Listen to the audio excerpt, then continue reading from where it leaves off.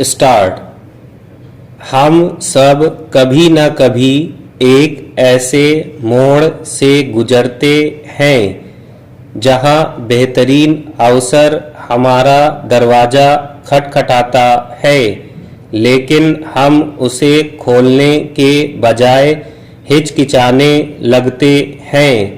हम अपनी क्षमताओं, समय और ऊर्जा को तौलते हैं और यह तय कर लेते हैं कि हमें थोड़ा और समय चाहिए। तभी वह अवसर आँखों के सामने से ओझल हो जाता है।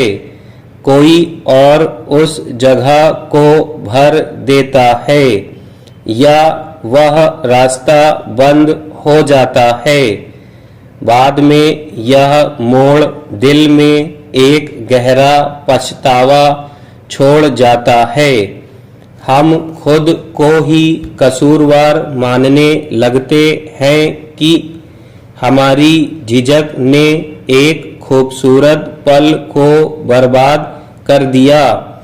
अगर हम ठहरकर अपनी जीवन यात्रा के इस ताने बाने को समझें तो एक गहरा सच सामने आता है। आप उस मौके से इसलिए नहीं चूके क्योंकि आप तैयार नहीं थे, बल्कि कुछ चीजें बस आपके हक में लिखी ही नहीं होती। जब योजनाएं अधूरी रह जाती हैं तो खुद को दोष देना मानवीय स्वभाव है।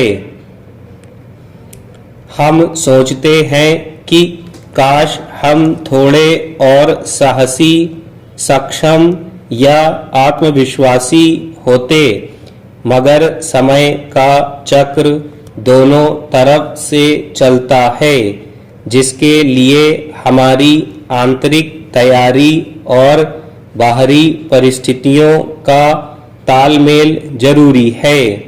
जब कोई अवसर हाथ से निकलता है तो वह हमारी सजा नहीं, बल्कि जीवन का एक सौम्य मार्गदर्शन होता है।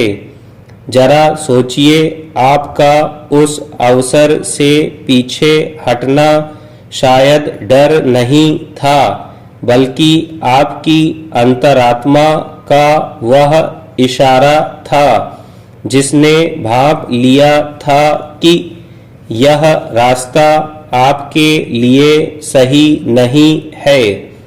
जीवन की यह लय हमें सुकून देती है कि वह दरवाजा इसलिए बंद हुआ क्योंकि उसके पीछे जो था वह वास्तव में आपका था ही नहीं।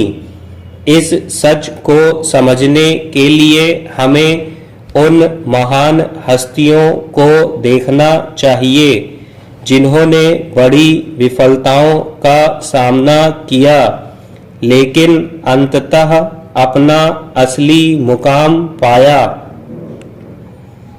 देश के महान व्यंग चित्रकार R.K. लक्ष्मण के जीवन से भी प्रेरणा मिलती है। किशोरावस्था में उनका सिर्फ यही सपना था कि वे कला की औपचारिक शिक्षा लें। इसके लिए उन्होंने मुंबई के एक प्रतिष्ठित कला संस्थान में आवेदन किया, मगर वहां से जो जवाब आया वह बेहद रूखा था।